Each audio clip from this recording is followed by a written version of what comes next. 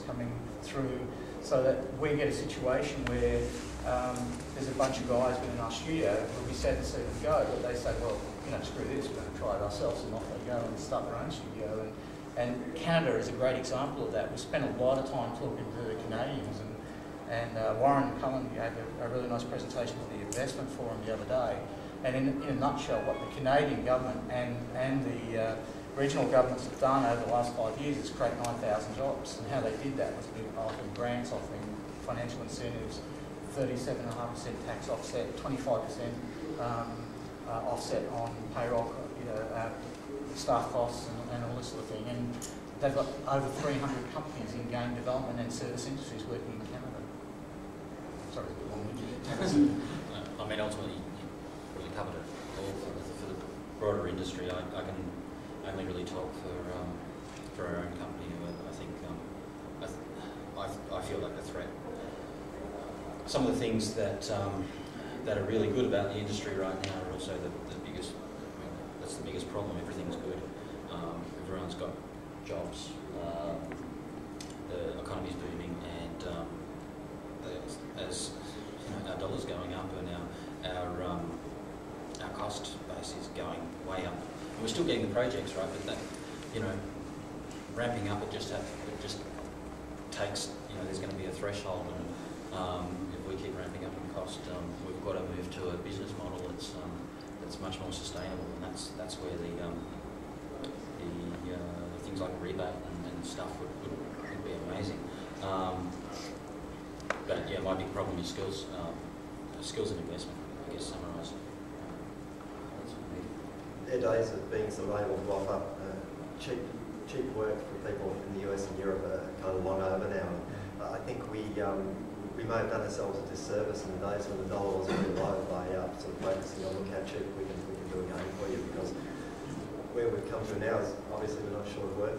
There are deals flying in, but I think we're kind of perceived as like the blue collar workers of the games industry down here in a way.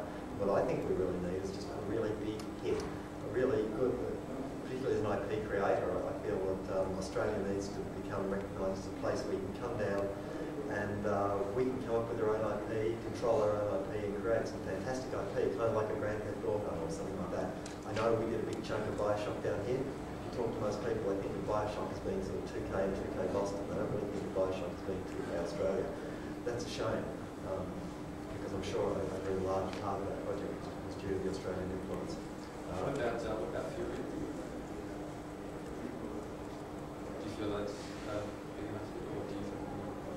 Look, to be honest, the review scores aren't saying it's a big hit. I think it's hitting a niche, but I think for that niche, I think it's a great game. People don't want to grow into their nose. But fundamentally, I kind of believe that it's not just going to be. It's not going to be the huge hit that we need. It could have been things that panned out differently. It's certainly good enough going.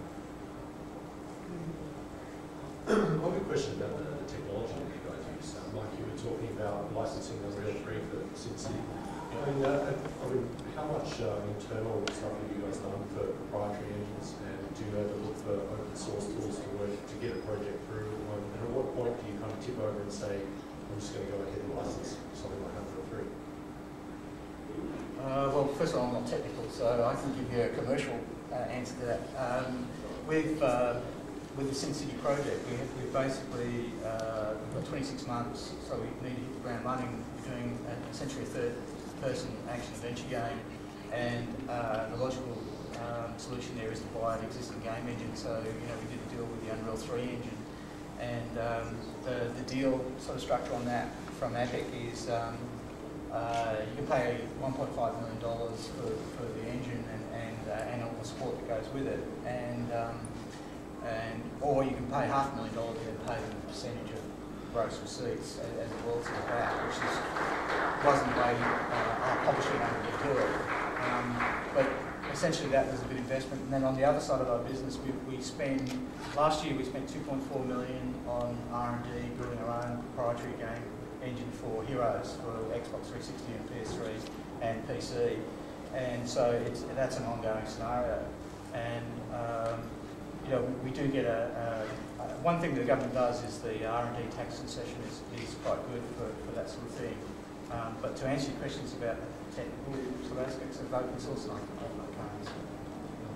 Having quite a technical background,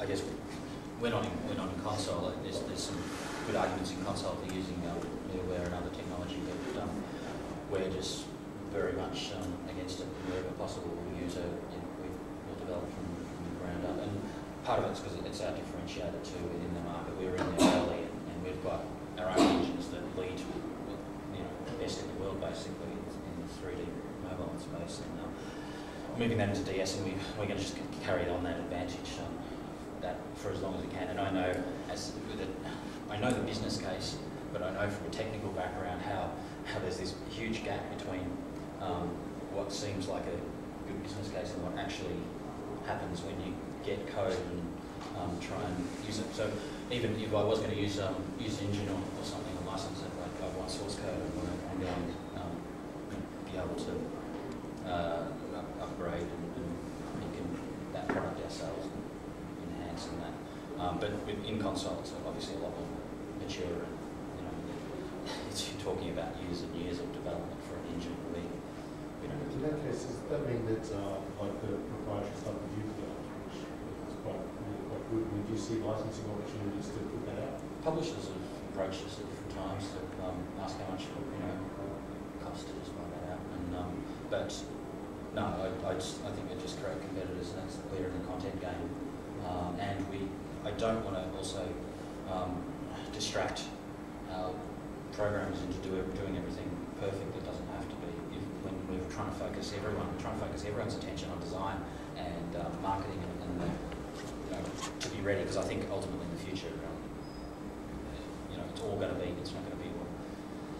We're not going to be worrying so much about the platform that we're on, because we're very multi-platform. Just the concepts bigger.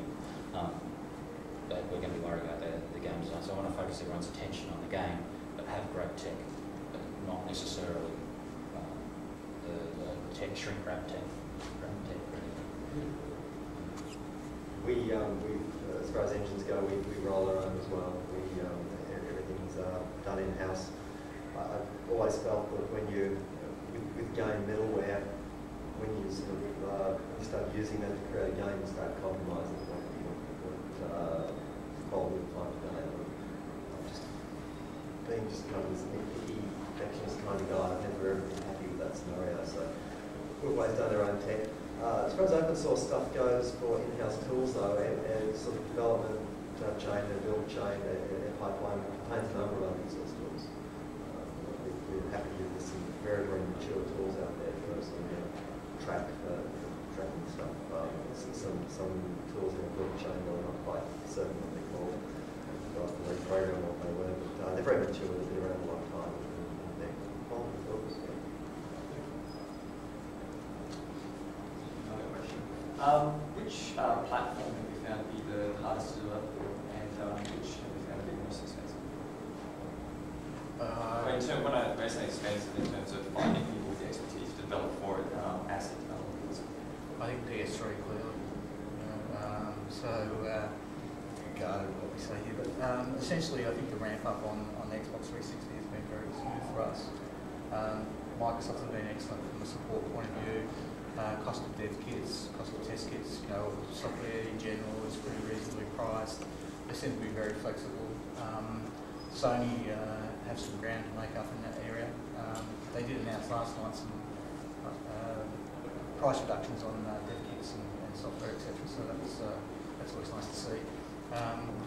Nintendo have been very straightforward with Wii, and we had a pretty good learning curve with that. The guys seem to embrace it quite well, particularly the control method with the nunchuck and so forth. We did a title called Heat Seeker earlier this year, and that was essentially a port from PS2 to the Wii, which was very straightforward. We don't do handheld, so what we've done is outsourced PSP development to we work with Half Brick Studios in